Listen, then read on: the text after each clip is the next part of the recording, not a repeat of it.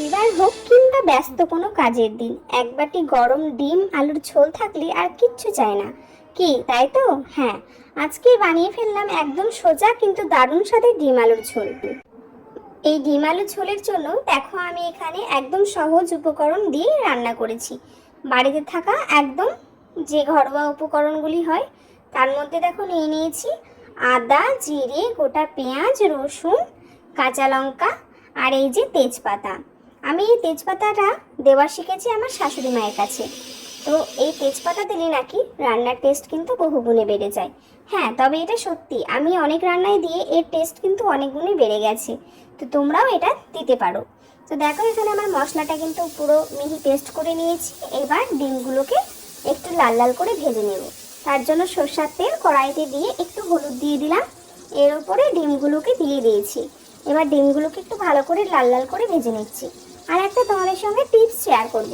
তো দেখো এই যে ডিমগুলো ভাজলাম, অনেকেই আমাকে কমেন্টে বলো ডিম ভাজার সময় নাকি ডিমগুলো ফেটে যায়।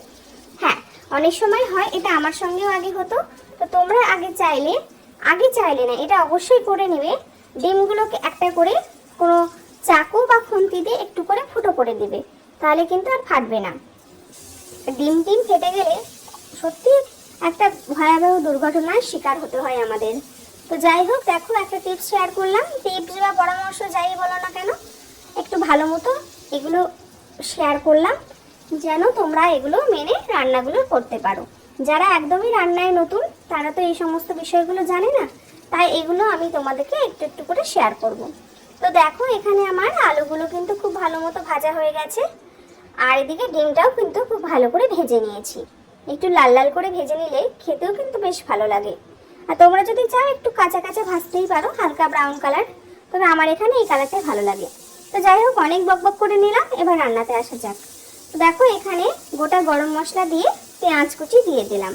একটু মিহি মিহি করে পেঁয়াজগুলোকে ভেজে নিয়েছি, কেটে নিয়েছি। এবার এই পেঁয়াজের ওপরেই আমি দিয়ে দেবো আগে থেকে বেটে রাখা মশলা।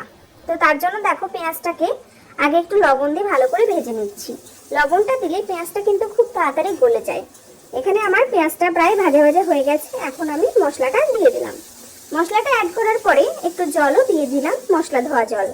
এবার ভালো করে নাড়াচাড়া করে নিচ্ছি। এবার দিয়ে দিব কয়েকটা কুচনো টমেটো। আমি এখানে টমেটোর পরিমাণটা আছে একটু কম নিয়েছি, তোমরা একটু বেশি নিতে পারো। আর দেখো এখানে একটু হলুদ গুঁড়ো দিয়ে দিলাম পরিমাণ মতো। ভালো করে কষিয়ে কষিয়ে রান্না করলে কিন্তু রান্নার স্বাদ সত্যিই অনেক বেড়ে যায়। রান্না যত তুমি কষিয়ে রান্না করবে তার কিন্তু স্বাদ ও গন্ধ দুটোই ভালো বেরোয়, এমনকি রঙটাও কিন্তু সুন্দর আসে। তো দেখো এখানে আমার মশলাটা আমি কষাতে শুরু করে দিয়েছি। এখনও কিন্তু অনেকটাই জল আছে, মশলা একদম শুকিয়ে আসবে, তারপরে কিন্তু আমার এই ডিম আলু দেবো। তো দেখো এখানে এবার দেখো সুন্দর করে কিন্তু মশলাটা কষে গেছে। আর দেখো সুন্দরভাবে কিন্তু আলু, মশলা আর ডিম আমি একসঙ্গে অ্যাড করে দিলাম। আর কড়াই থেকে মশলা কিন্তু ছেড়ে দিয়েছে, মানে কড়াইয়ে আর মশলায় কিন্তু লেগেলেই থাকছে না, তখনই বুঝবে মশলাটা কিন্তু কষা হয়ে গেছে। এবার ডিম আলুগুলো দিয়ে একটু ভালো করে নাড়াচাড়া করে জল দিয়ে দিলাম। এখন জল দেওয়ার পরে আস্তে আস্তে নাড়িয়ে নিচ্ছি। যেহেতু আমার আলুটা বেশি সেদ্ধ করা আছে, সেই জন্য খুব একটা খুন্তি দিয়ে নাড়বো না, তাহলে আলুটা কিন্তু ভেঙে যাবে। এবার হালকা হালকা করে নাড়াচাড়া করে আমি এই ঝোলের সঙ্গে ডিমগুলোকে ফুটিয়ে নেব। তো দেখো আমার কিন্তু মশলা, ডিম সব কিন্তু ফুটতে শুরু করে দিয়েছে। কতটা সুন্দর কালার চলে এসেছে এখনই দেখো। কি দেখেই তো খেতে ইচ্ছা করছে।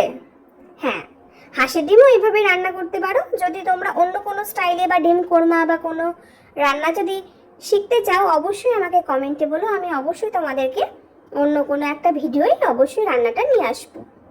আর তোমরা ঠিক আমার কোন কোন রান্নাগুলো পছন্দ করছো আমাকে একটু প্লিজ কমেন্টে বলো। যদি ভালো লাগে থাকে তাহলে চ্যানেলটাকে সাবস্ক্রাইব করো। ধন্যবাদ সকলকে।